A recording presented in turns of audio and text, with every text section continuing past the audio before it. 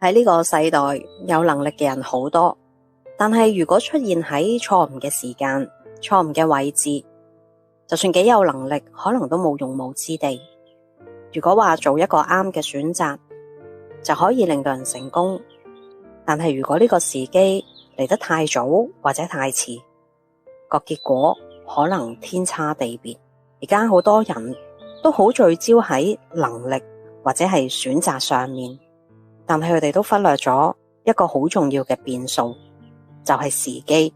好多已經成功嘅人，佢哋都好明白時機嘅重要性，等待、辨識、順應時機。喺易經入邊嘅第一卦乾為天，就講得好清楚對於時機嘅掌控。乾卦嘅核心精神係講人生唔係靜止嘅，係要不斷咁創造、調整、前進。同時咧，你要知道幾時潛伏，幾時出現，幾時警惕，幾時跳躍，幾時飛，幾時